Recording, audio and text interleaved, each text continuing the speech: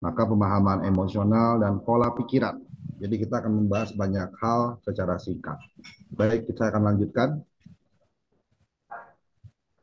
Jadi saya minta ibu dan bapak bisa menyimak sesaat di slide yang saya tampilkan. Ada dua tokoh yang menjadi sebuah simbol. Jadi dalam diri kita ada dua tokoh ini. Oke, sekarang jelas ya? Cek, cek, cek. Terdengar ya, Bu? Terdengar, Bu? Sudah coach, sudah better dari yang tadi. Baik. Nah, saya cuma bahas 4 poin sharing pada malam hari ini. Bagaimana membantu mengenali apa yang benar-benar menggerakkan emosi, semangat, atau pemicu motivasi kita.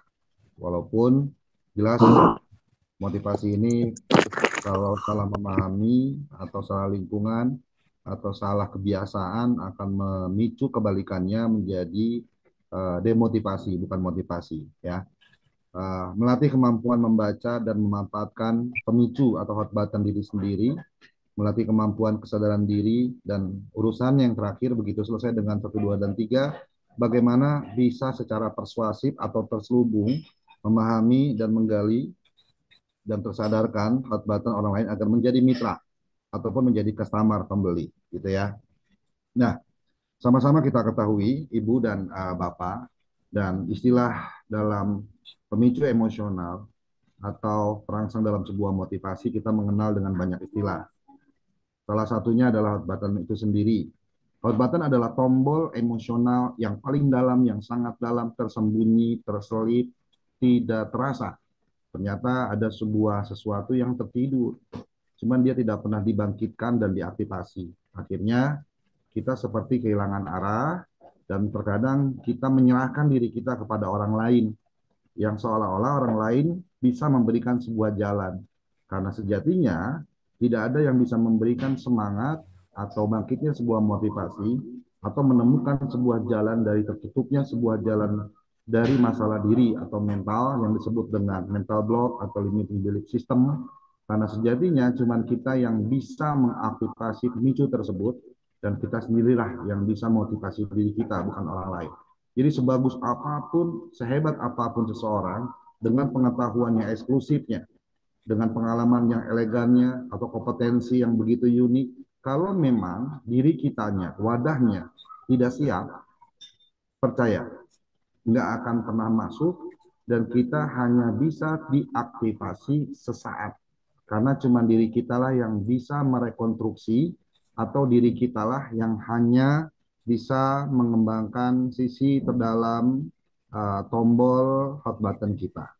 Dan saat tombol ini ditekan atau seseorang menekannya, harusnya dia bergerak secara otomatis dan memiliki sebuah energi semangat yang luar biasa secara otomatis atau tanpa disuruh. Itulah keunggulan memahami hot button itu sendiri.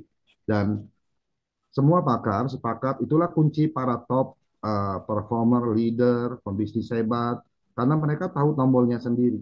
Dan faktanya di lapangan, banyak mereka secara fakta tidak mengetahui bahwa itu tombol hot button, tapi mereka yakin dari sebuah perjalanan juga lingkungan yang positif, akhirnya menemukan sebuah pola yang pada malam hari ini saya sharing sebetulnya mereka bisa menekan tombol hot button itu sendiri. Dan contoh sederhananya, hot button orang tua, motivasi sebagai orang tua, alasan kuat di balik setiap tindakan yang kita lakukan sebagai orang tua, tentu memiliki hot button yang sangat luas dan kuat. Nah, sama halnya sebetulnya dalam perilaku bisnis di SR12 ini, yang bisa kita kaitkan atau implementasikan atau kita praktekkan secara konsisten tentunya. Ya. Selanjutnya,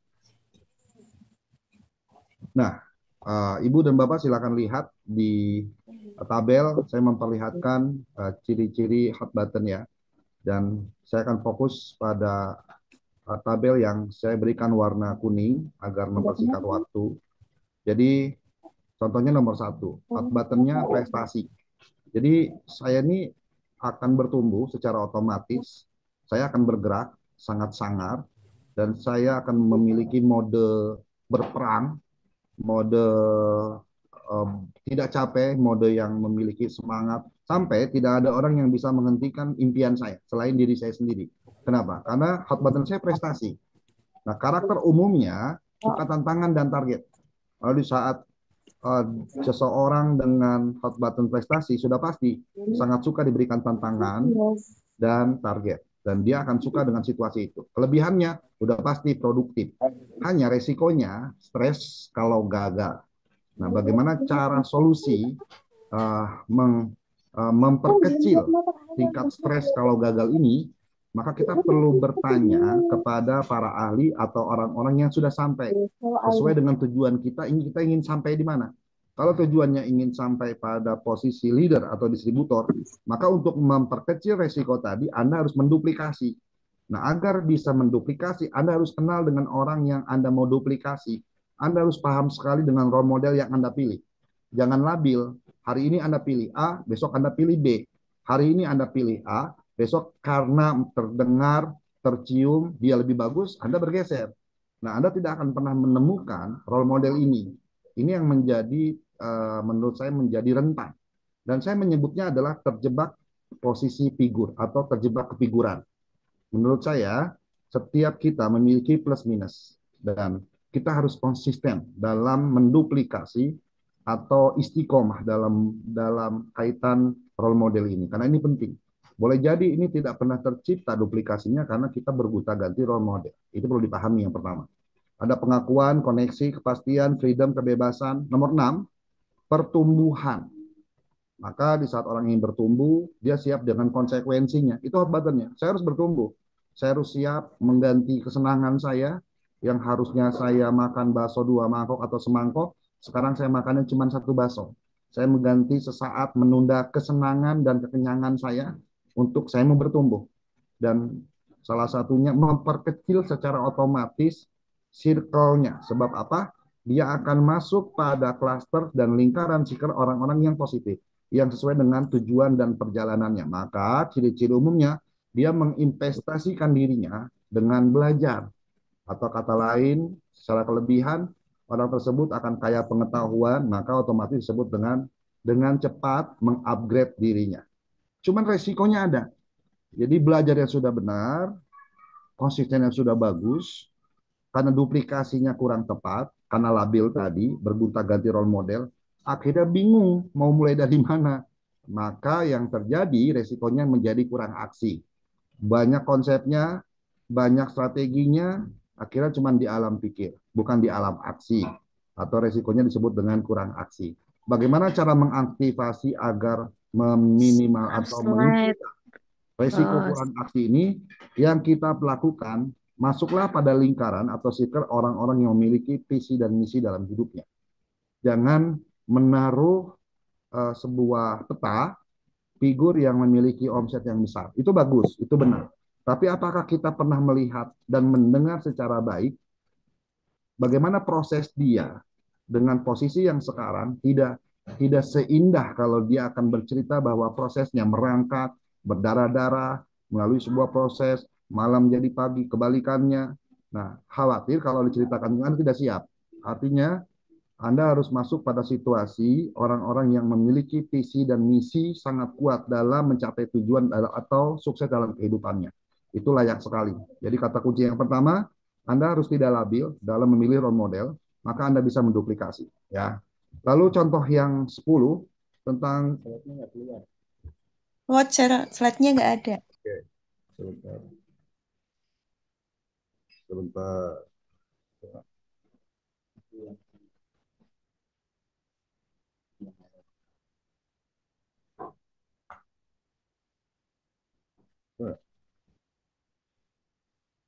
Pause dulu yang dulu. Pause dulu ya sebentar ya. Punten, punten.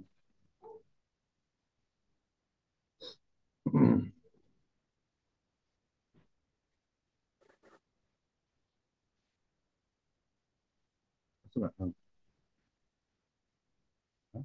Masuk. Oke, kita masuk sini lagi ya. Sudah terlihat, Bu? Kan sudah oke ya? Baik, saya teruskan. Sudah oke, Coach. Baik, saya teruskan boleh? Baik, izin saya teruskan ya. Oke. Baik, kemandirian. Eh, Mandiri adalah sebuah efek proses di saat seorang banyak melalui sebuah tahapan yang tentu kalau 1 sampai dengan 10 sudah yang ke-9. Maka mental mandiri ini akan hadir. Tapi kalau ada sulap, nomor satunya mandiri, nanti kita akan kecewa. Recording in progress. Bab apa? Kemandirian adalah sama dengan 1 tambah 1 sama dengan 2. Jadi jangan fokus pada mandiri, mengalir saja. Karena 2 ini ada, karena 1 tambah 1 dengan 9 tahapan tadi, contohnya jika 1 sampai dengan 10 skalanya. Prestasi, jelas hot buttonnya, pertumbuhan, eksistensi, pengakuan, memiliki koneksi, kepastian, kebebasan, kebersamaan. Nah, kemandirian, ciri umumnya ingin bukti bisa sendiri. Jebakan dalam mental kemandirian, kita harus pahami bahwa model bisnis SR12 ini tidak bisa lepas dari tim, menjadi teamwork, bagaimana kita kerjasama dan menjadi role model. Jika Anda sudah melabelkan diri Anda leader, menjadi contoh dalam bentuk perilaku, ucapan, pikiran, dan semuanya. Dan energi ini tidak perlu Anda paksakan agar orang menduplikasi Anda, karena secara otomatis energi ini akan sampai. Kenapa? Karena dia dengan bahan baku yang tulus, lalu kelebihannya dengan hot button kemandirian ini strong, tangguh sekali. Resikonya juga ada, karena sulit kerjasama, karena dia terjebak dalam one man show. Dia selalu interaktif dan inovatif dengan caranya sendiri. Dengan bagaimana sih pertunjukan seorang show, ini tidak berlaku di bisnis SR12. Kalau Anda ingin one man show, kalau Anda ingin bergerak sendiri, Anda ingin sirkus sendiri, percaya sama saya, di model bisnis ini nggak akan bisa masuk, walaupun Anda sehebat apapun. Karena bisnis ini berbasis kerjasama, teamwork. Secara sederhana bagaimana kita mengkaitkan diri kita dengan tim. Karena sejatinya mereka mau bergabung dengan kita, dengan Anda. Karena 2 hal. Yang pertama karena mereka percaya, maka sama dengannya mereka aman. Yang kedua mereka menaruh mimpi yang sama, dengan tujuan yang sama, dan artinya banyak tim kita yang tanpa kita sadari mempercayakan mimpinya kepada kita. Itu menjadi hot button Anda. Kenapa Anda harus membina tim? Jadi kalau ditanya kenapa saya harus membina tim, sederhananya hot buttonnya adalah karena mereka percaya menaruh mimpinya kepada saya. Maka saya sebagai leader harus memperkaya pengetahuan A sampai dengan Z-nya. Walaupun itu memakan waktu, mengecilkan kebahagiaan saya, percaya itu hanya sementara saja. Setelah itu Anda memiliki sebuah fondasi yang hebat dengan sistem dan teamwork yang betul-betul profesional dan produktif. Ya. Nah, dalam ilmu NLP ada sebuah prinsip keilmuan yang disebut dengan NLP. Sederhananya Neuro Linguistic Program, nanti kita akan bahas. Yang saya bahas NLP saya balut kepada sukses dan gagal itu berpola. Jadi gini, saya ingin menjahit jas saya, maka saya harus mencari tailor, tukang jahitnya gitu kan. Nah, maka tukang jahit akan bertanya, seperti jenis ini, kalau di tailor itu pasti selain diukur dia akan tanya, sebelumnya pernah jahit di sini belum? Belum, maka diukur. Nah, setelah diukur akan muncul sebuah pola. Di saat kita mau jahit lagi hanya menggunakan pola saja. Artinya, sukses level ini keberhasilan selalu meninggalkan jejak. Jadi kalau Anda pernah punya omset 100 juta, 50 juta mungkin, atau 30 juta, saya nggak bisa negosiasi turunkan, walaupun ini cuma istilah di bawah 30 juta, karena tidak mau mengecilkan mimpi saya sendiri atau teman-teman, maka mentokin 30 juta, profit, bukan omset. Jika Anda ingin punya profit 30 juta, Anda berjenjang, berproses, berjalan dengan baik pada 2 tahun itu, tapi sekarang nyatanya ternyata Anda jauh sekali omsetnya. Yang perlu ditanyakan adalah jejak yang pernah Anda lakukan itu ada di mana. Itu dalam ilmu NLP secara psikologis. Dan begitupun kegagalan. Maka akan berpengaruh, yang perlu dilacak, ditanya adalah karena setiap emosional akan berperilaku dan hasilnya adalah hasil dari pola pikir kita. Dari respon yang berulang atau repetition, pengulangan, yang akhirnya terprogram di pikiran terdalam bawah sadar. Nah, ini akan menjadi perilaku. Jadi sederhananya ada 2 serigala di dalam diri kita. Serigala mana yang kita beri makan, maka dia akan hadir sesuai dengan apa yang kita beri makan. Apakah ketakutan, apakah pesimis, apakah demotivasi, apakah negatif tinggi, apakah dan sebagainya. Jadi kita bisa memilih sendiri, kita akan memberikan nutrisi, vitamin, asupan makan apa kepada dua serigala itu contoh. Dalam ilmu NLP sendiri, sukses berpola, ya. Orang sukses punya habit, kebiasaan berpikir, main pattern, berbicara, dan bertindak yang bisa dimodel. Artinya, kalau leader Anda dengan omset sekian ratus juta, kalau Anda mau melakukan 5 hal, dengan adab, Anda minta waktu bertemu, bahasanya mungkin seperti wawancara, lalu Anda menulisnya, lalu Anda minta akadnya agar minta disukseskan dan bisa menduplikasi. Yang kedua, dari 100 yang Anda tulis, Anda nggak bisa tulis, Anda nggak bisa lakuin semua. Ambil 10 hal yang Anda bisa ukur dan lakukan, lalu konsisten di sana.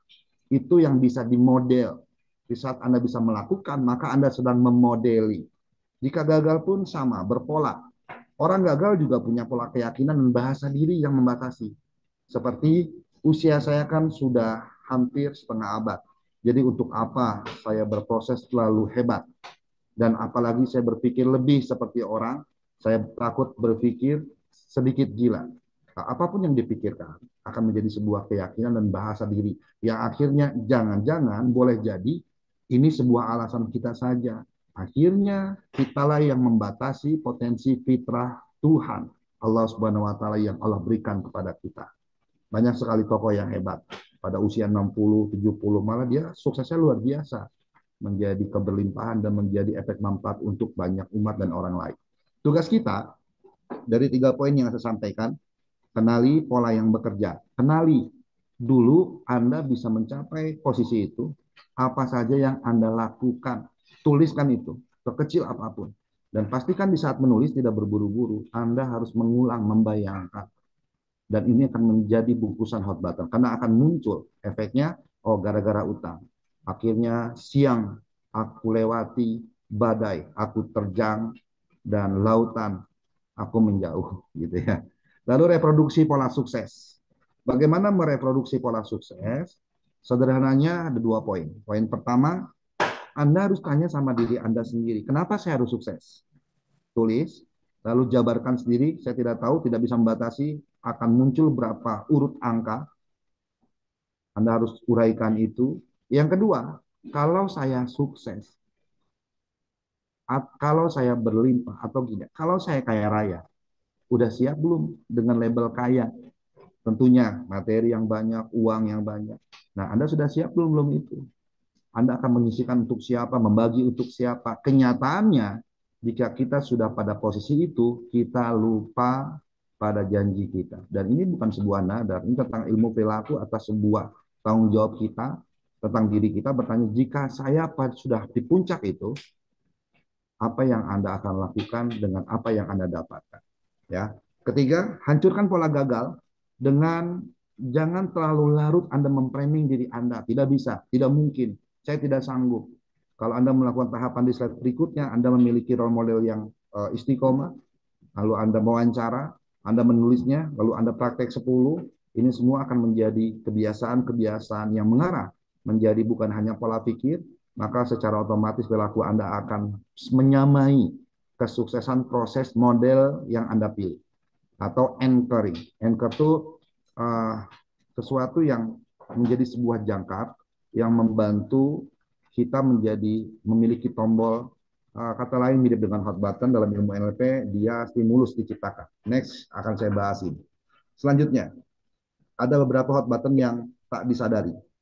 Banyak orang ingin sukses, tapi lupa bahwa habit kecil, kebiasaan kecil yang dilakukan secara setiap hari, ya, adalah kunci menyalakan hot button yang disebut dengan tombol emosi yang otomatis tanpa Anda kerja keras menggerakkan semangat Anda, dia gerak sendiri dan Anda akan masuk pada fase action.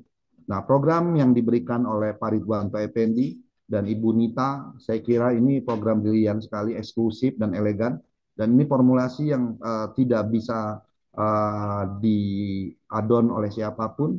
karena muncul dari sebuah hati secara mendadak. Inilah namanya intuisi. Kalau teman-teman konsisten melakukan pola yang sudah diterapkan oleh beliau keduanya, dan ini akan mengarah bukan hanya sukses, karena kita harus membentuk kebiasaan. Tidak ada kebiasaan besar tanpa ada kebiasaan kecil. Tapi kebiasaan kecil yang konsisten itulah kebiasaan yang akan membuat Anda menjadi orang besar. Makanya lakukan sesuatu dengan jiwa yang besar walaupun itu pekerjaan kecil. Jadi walaupun Anda mendapat sebuah amanah hanya menutup pintu, tapi lakukan dengan jiwa besar. Bahwa yang Anda lakukan semata-mata secara duniawi untuk keberkahan dan hubungan emosional secara makhluk atau hablum minanas. Tapi secara spiritual, saya melakukan ini semata-mata insya Allah karena Allah Ta'ala. Itu. Jadi lakukan sesuatu dengan jiwa yang besar walaupun itu pekerjaan kecil. Ternyata tidak ada kebiasaan yang membuat besar kalau tidak dimulai dengan kebiasaan yang kecil yang dilakukan setiap hari. Itulah kunci menyalakan hot button. Ya, kebiasaan bukan sekedar rutinitas atau disebut juga sebagai ritual.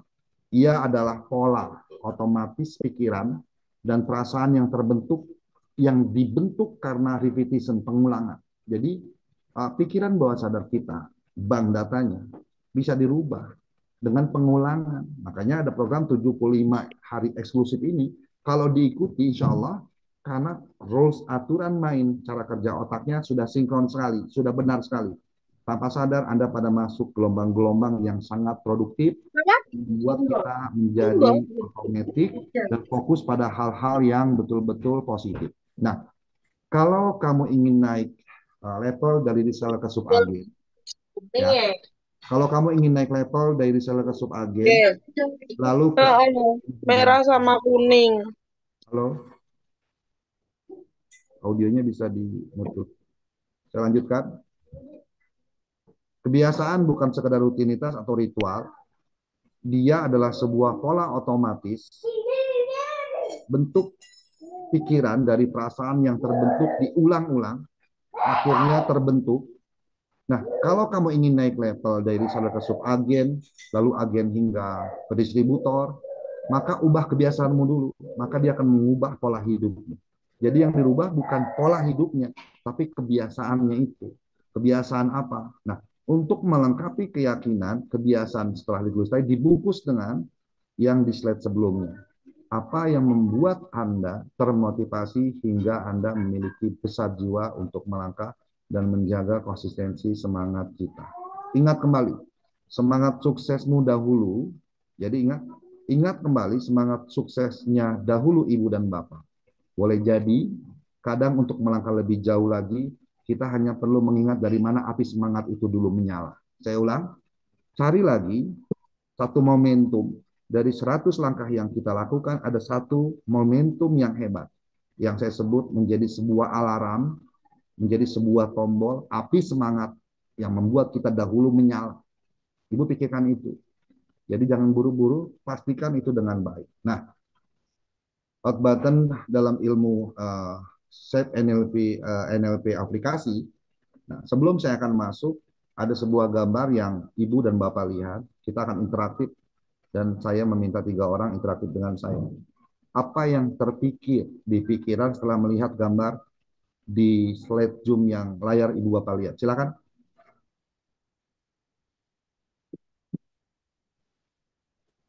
Ada gambar, apa yang Anda lihat? Ada kuda coach Udah, yang coach. di kandang, Ya, yang di luar kandang. yes. Kalau yang di kandang itu kayak murung ya kelihatannya, tapi kalau yang di luar tuh bahagia, kayak ngerasa bebas gitu. Oke. Dan di situ juga ada orang, cuma nggak tahu dia lagi apa ya, karena kepental apa gimana gitu coach. Oke. Ada Ya yang gitu aja. baik, makasih. Yang lain? Bagaimana Anda melihat gambar yang saya perlihatkan dan bagaimana Anda memaknai atau sederhananya apa yang terpikir di pikiran Anda setelah gambar ini Anda lihat, silakan.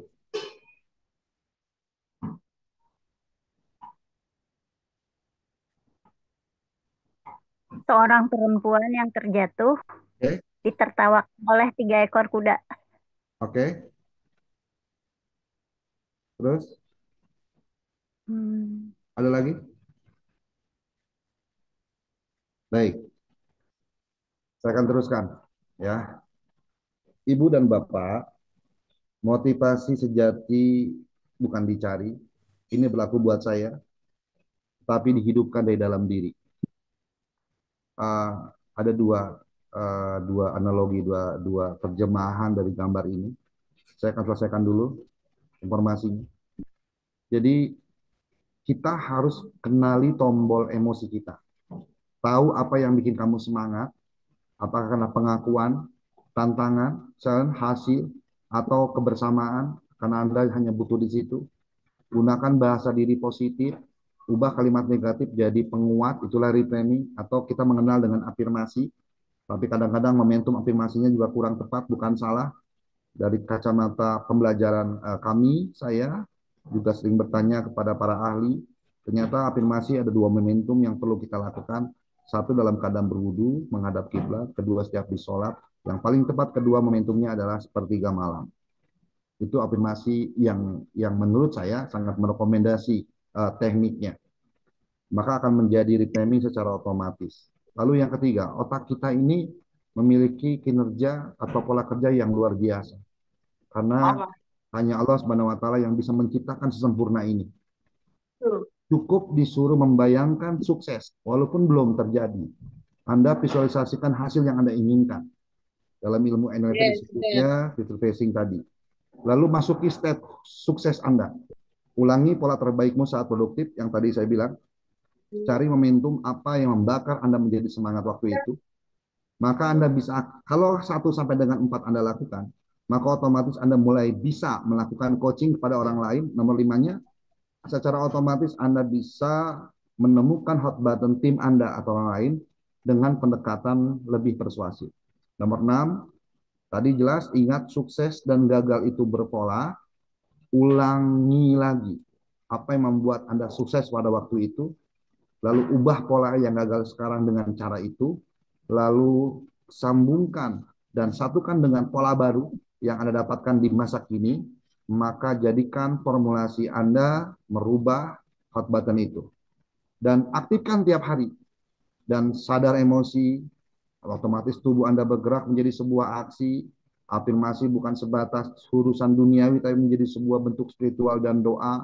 Lalu bayangkan hasilnya. Dan ini pengaruhnya sangat luar biasa.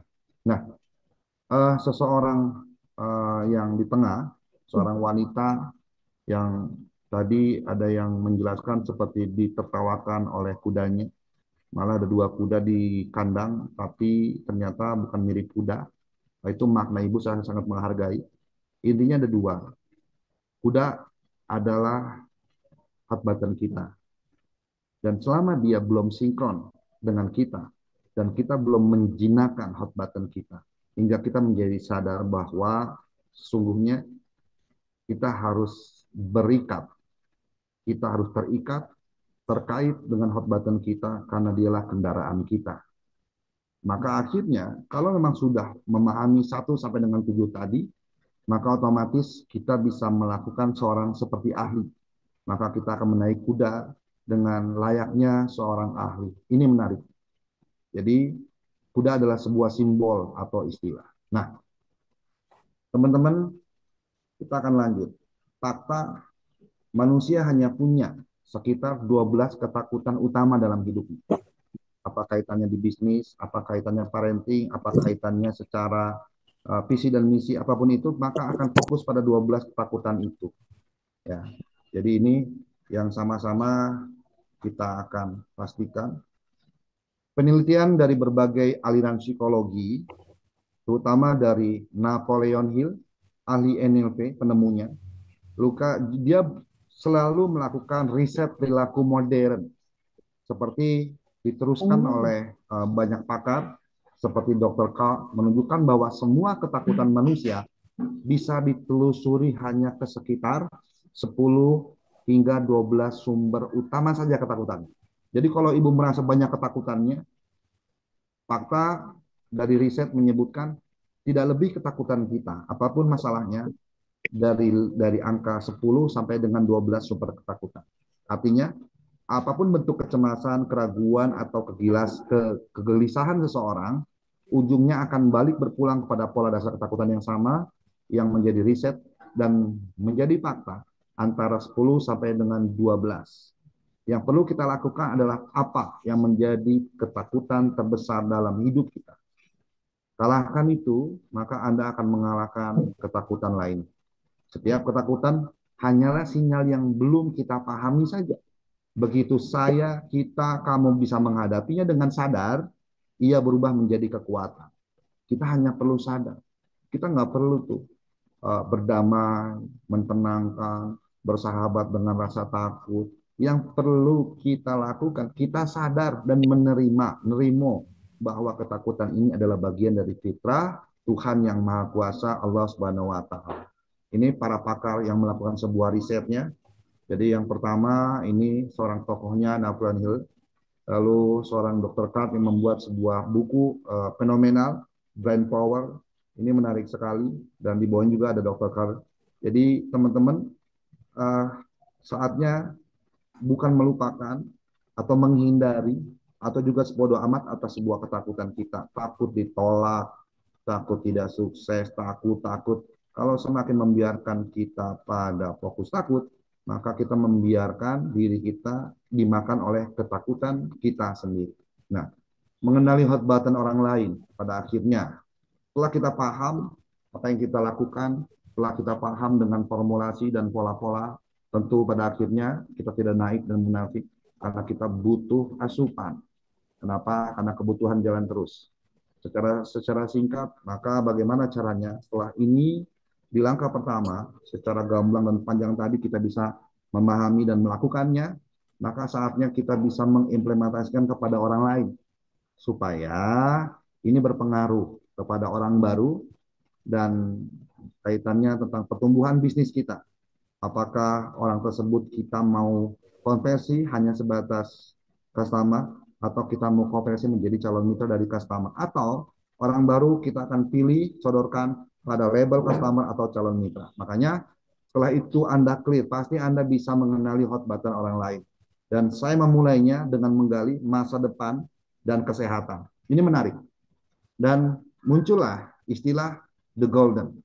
Formula sehat kaya, berkah berlimpah. Membangun masa depan yang lebih sehat bersama SC12 sekaligus pengusaha atas diri sendiri dan orang lain manfaatnya.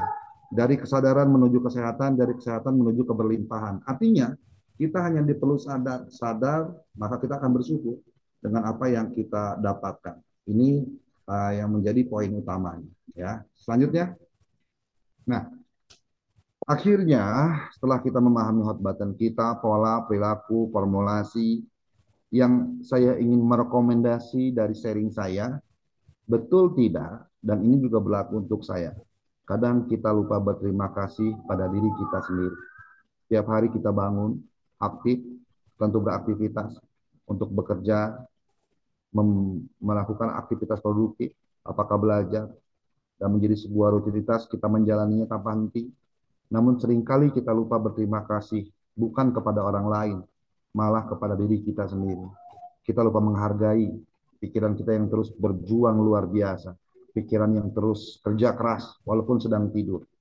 Meski penat, tubuh yang setia bergerak tanpa banyak mengeluh, hati yang tetap sabar meski sering lelah. Dan coba deh, berhenti sejenak, tarik napas yang dalam dengan mengucapkan sebuah doa yang Anda yakini, lalu rasakan, terima kasih ya Allah, terima kasih diriku, terima kasih ya Allah, terima kasih diriku kau sudah kuat, terima kasih kau sudah bertahan selama ini, terima kasih sudah mau berproses dengan pikiran dan perasaanku, terima kasih kedua kaki, terima kasih jantungku, terima kasih kedua mata, kau menjadi mata penunjangku, terima kasih napas, terima kasih telinga, lakukan ini sepertiga malam, atau lakukan ini sebelum tidur. Dan jangan kaget, tubuh Anda akan merespon. Jadi ini menariknya dalam konsep psikosomatis, yang ternyata kita bisa ajak bicara tubuh kita. Dan poinnya di slide ini, sharing saya adalah, Ibu dan Bapak, layaklah Anda berterima kasih kepada diri Anda. Dan saya sarankan sangat layak. bukan sebatas merekomendasi. Sederhananya, kita sedang mendoakan diri kita dalam bentuk terima kasih. Nah, saya akan masuk pada fase menggali hot button terselubung pada orang lain dengan konsep presentasi. Ketika kesehatan bertemu dengan pengeluaran, dan ternyata kebutuhan utama manusia adalah kesehatan. Nomor satu, semua orang butuh sehat. Tanpa kesehatan semua impian hanya tinggal rencana. Ya iyalah, mimpi tinggal mimpi. Akhirnya mimpi untuk sehat, bukan mimpi untuk sukses. Setiap hari kita mengeluarkan uang untuk banyak hal.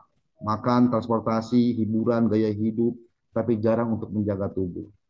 Padahal tubuh adalah kendaraan utama kehidupan kita. Karena ini menjadi sharing dalam perjalanan saya 2 bulan ini. Akhirnya muncullah sebuah sharing slide ini. Faktanya, sebagian besar orang baru menghargai sehat setelah dia sakit. Itu berlaku pada saya bulan lalu. Sakit gigi itu menyadarkan saya bahwa kita harus menjaganya sebelum sakit itu datang. Banyak yang mencari jalan instan untuk sembuh, namun lupa bahwa yang alami, yang natural, dan sederhana seringkali justru paling efektif. Boleh jadi mungkin dia tidak lupa. Tidak ada yang mengedukasi bahwa ada kekuatan penyembuh yang hebat. Selain tubuh kita bisa menyembuhkan, ada sifat eksternal yang Allah ciptakan dari rempah-rempah di alam semesta ini. 6. Kesehatan bukan sekedar kebutuhan. Ingat, dia sebuah investasi yang harus dijaga, bukan hanya tabungan. Investasi terbaik bukan pada apa yang kita miliki, tapi pada tubuh yang kita gunakan setiap hari. Maka poin 1 sampai dengan 6, layak sekali Anda berterima kasih kepada diri Anda sendiri, juga saya. Ya. Lihat, fakta yang sering terjadi. Masa depan. Saya bermimpi tentang masa depan, memiliki goal setting, rencana kerja luar biasa, akhirnya versus pada kesehatan. Contoh, fakta kehidupannya, semua orang ingin sukses dan bahagia, betul? Ya, realita yang terjadi, tapi lupa. Semua itu butuh tubuh yang sehat untuk mewujudkannya. Makna pesan penting yang tersirat, yang akhirnya muncul menjadi sebuah tersurat bisa dilihat dan dibaca, dan Anda rasakan, tanpa kesehatan semua impian hanya tinggal rencana. Setiap orang akan mengeluarkan uang untuk makan, transportasi, namun jarang menyisihkan untuk menjaga tubuhnya sendiri. Padahal tubuh adalah kendaraan utama kehidupan. Banyak mencari obat instan dan cepat sembuh. Lupa bahwa yang alami justru lebih efektif. Kesehatan sejati datang dari kebiasaan yang alami selain rempah-rempah atau bahan-bahan yang lainnya yang memang Allah sudah tebarkan keberlimpahan menjadi sebuah sifat dan obat. Ada banyak lagi. Jadi kita harus mulai memahami kenapa situasi dan posisi kita. Realita dan fakta kehidupan. Situasi hidup, kebiasaan yang sering terjadi, fakta dan dampak nyata di tubuh, kesadaran yang terlambat datang. Apakah Anda pelajar, pekerja, ibu rumah tangga, pengusaha, atau usia 40 tahun ke atas? Kita ambil contoh pekerja dan karyawan. Kebiasaan yang sering terjadi, lembur, stres tinggi, konsumsi kopi berlebihan, tambah mie ayam pakai telur, dan sebagainya. Fakta akan menjadi sebuah dampak, tekanan darah naik.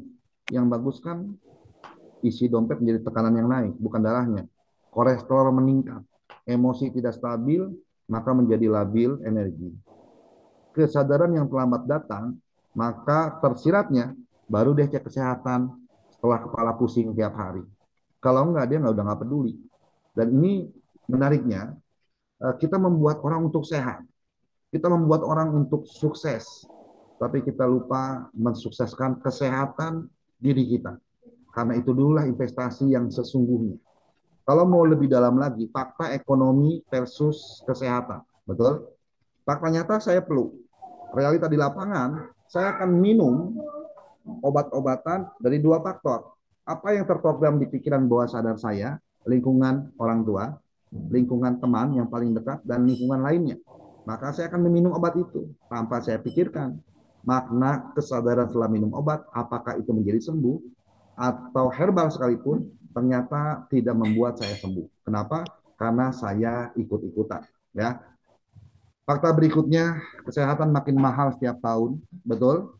Realita di lapangan, biaya medis naik 20 hingga 30% tiap tahun melampaui inflasi malah.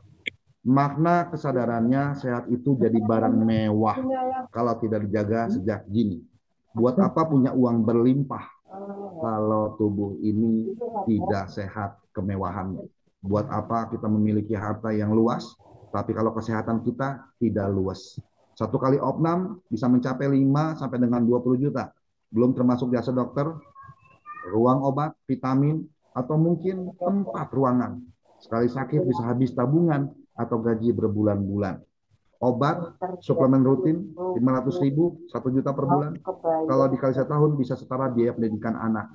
Tapi orang sering menunda sehat karena merasa mahal, padahal sakit lebih mahal. Dan juga, apakah yang diminum, walaupun itu suplemen, sangat merekomendasi yang dibutuhkan oleh tubuh kita. Atau jangan-jangan kita cuma ikut-ikutan. Maka mau sehat, coba-coba. Jangan. Sehat itu bukan coba-coba. Sehat itu adalah investasi untuk kita menuju sukses yang sedang kita gali, yang sedang kita diskusikan, yang sering kita pikirkan. Tapi saran saya kita sama-sama mulai menyehatkan diri kita. Kita lihat akhirnya si koyo menempel di setiap lapisan kulit kita. Kalau sudah begini, kayaknya tidak enak dilihatnya. Seperti melihat layar tancap versi dulu. Ada simbol otak dan obat. Ini yang tertanam di pikiran bawah sadar. PBS itu pikiran bawah sadar kita. Dan ini akan menjadi cara cepat dan instan di saat kita sakit. Kita sering tertipu blending, bukan kandungan. Betul? Akhirnya kita sering tertipu blending, bukan kandungan. Fenomena yang terjadi ikut tren sehat karena lingkungan. Realita di lapangan, teman ikut detox, saya ikutan diet lagi, minum suplemennya. Karena ikut-ikutan tanpa riset dampak yang terjadi, tubuhnya malah drop. Bukannya diet, malah drop. Karena tubuh tidak butuh itu. Pesan moral atau pelajaran terpentingnya, sehat bukan ikut-ikutan, tapi tahu apa yang dibutuhkan untuk tubuh kita, maka bertanyalah kepada ahli. Makanya banyak sekali para pakar desa 12 yang sudah tergrooming dan berpengalaman. Mereka menyebutnya konsultan herbal dan sebagainya. Realita kedua, fenomenanya adalah tertipu harga, terjebak oleh iklan, figur publik. Mahal pasti bagus, artis pakai pasti aman. Dampaknya banyak produk hanya menang di kemasan bukan kualitas dan seterusnya. Akhirnya kebiasaan gonta-ganti produk sehat. Sehatnya enggak, akhirnya ngedrop. Fokus pada cepat, bukan pada sehat. Akhirnya tubuh kehilangan nutrisi yang penting, kesehatan sejati tidak bisa instan. Dan kita dalam mengalami kondisi yang tidak baik-baik saja. Kalau sudah seperti itu, apakah kita masih ngomongin soal mimpi dan harapan? Apakah kita baru mulai mikirin kesehatan untuk menuju mimpi dan harapan ke masa depan kita dan anak-anak kita? Sebab sehat itu bukan ikut-ikutan, tapi keputusan sadar untuk menjaga diri kita. Nah, saya mau kasih tahu rahasianya. Sehat, cantik, dikasih duit. Mau tahu rahasianya, jangan kasih tahu orang lain. Lihat, orang tua aja masih gagah angkat barbel. Terus dia cantik, menarik. Ya, rahasianya sederhana. The Golden Formula Se-12, inilah 3 produk kesehatan masa depan. Gomilku, VCO, Habatus Sauda. Silakan Anda gali sendiri kekuatan dari produk ini akan bisa merangsang dan menjelaskan kesadaran siapapun yang bisa Anda konversi dari customer menjadi mitra atau orang baru menjadi customer. Terima kasih, sekian dari saya. Pahlawan sejati bukan yang berperang di medan tempur, tapi yang setiap hari berjuang tanpa sorot kamera demi senyum dan masa depan anak-anaknya. Terima kasih dari saya. Mohon maaf lahir batin. Mungkin ada sesi sharing. Sekian. Atur nuhun. Assalamualaikum warahmatullahi wabarakatuh. Terima kasih.